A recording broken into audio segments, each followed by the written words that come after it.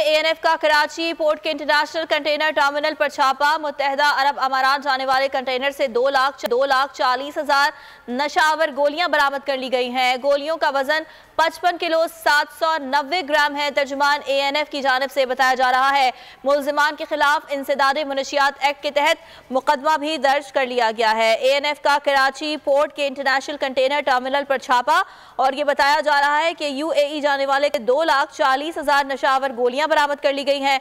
मुल्जिमान के खिलाफ इंसदादे मुनशियात एक्ट के तहत मुकदमा दर्ज कर लिया गया है और गोलियों का वजन 55 किलो 790 ग्राम बताया जा रहा है। तर्जुमान एएनएफ की जानिब से ये कार्रवाई की गई है और ये बताया जा रहा है कि कराची पोर्ट के इंटरनेशनल कंटेनर टर्मिनल पर यह छापा मारा गया है और इस छापे के दौरान कंटेनर से 2,40,000 नशा आवर गोलियां बरामद की गई हैं और इस वाक़े का मुकदमा भी दर्ज कर लिया गया है। मोहम्मद काशान हमारे साथ मौजूद हैं। काशान, इस कार्रवाई के हवाले से बताएगा कैसे ये कार्रवाई अमल में आई है?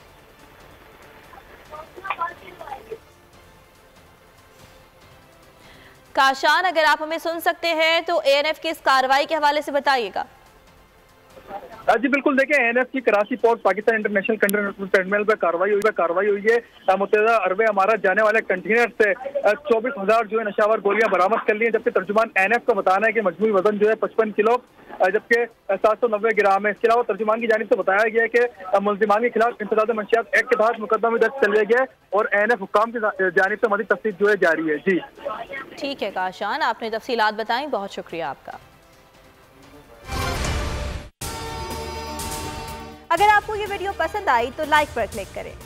हकीकी आजादी की जंग में बोल भी कप्तान के हम कदम। इलेक्शन कराओ मुल्क बचाओ की लाइव ट्रांसमिशन दिखाई लम्हा बलम्हा सूरत हाल।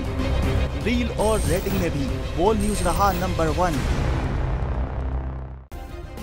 सब्सक्राइब करें और बेल दबाएं ताकि कोई खबर रह न जाए।